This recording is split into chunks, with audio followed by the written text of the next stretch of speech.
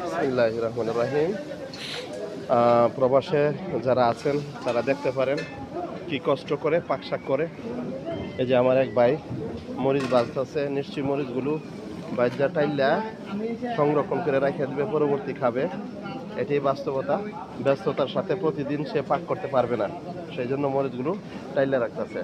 আরেক ভাই সিম দিয়ে আলু দিয়ে পাক করতেছে, দেখেন কি সুন্দর। সিম না, মাছ না, মুরগি দিয়া, মাশাল্লাহ। আরেক ভাই চটপটি পাকাইবে, এই দেখেন আলহামদুলিল্লাহ। আরেক ভাই মরিচ দিয়া মুরগি দিয়া মনে হয় ভুনা করবে। এটা হলো বিদেশে প্রবাসীদের কি অবস্থা, কষ্ট। সারাদিন কাজ করে এসে সন্ধ্যার সময় পাকশাক করতেছে, ব্যস্ততার সময় কাটাইতেছে। আরেক ভাই ভাত পাকাইছে, হারে পাখানে ফ্যান গালতে পারতেছে না, পানি শুকাই গেছে। এভাবে পাকশাক হইতেছে। দেখেন বড় বড় মাছ, এই দেখেন রুই মাছের মাথা বাজতেছে, কি সুন্দর। এদিকে পেঁয়াজ পিঠা রাখছে এক ভাই, আহারে কি জানে পাক করবো। ওদিক দা ফুলকপি, মাছ পাকাইতেছে। হ্যাঁ, এই অবস্থা। বাইরের পরিবেশ দেখেন একটু।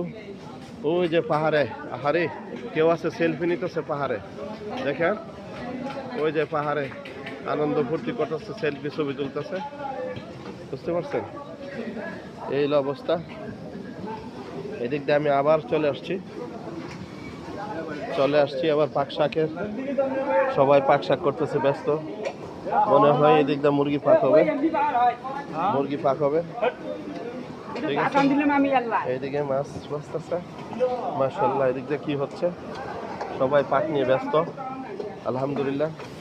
আরেক ভাই ধন্যপাতা করতেছে, আরেক ভাই মাছ করতেছে, মাছ নিয়ে ব্যস্ত, মাশাআল্লাহ।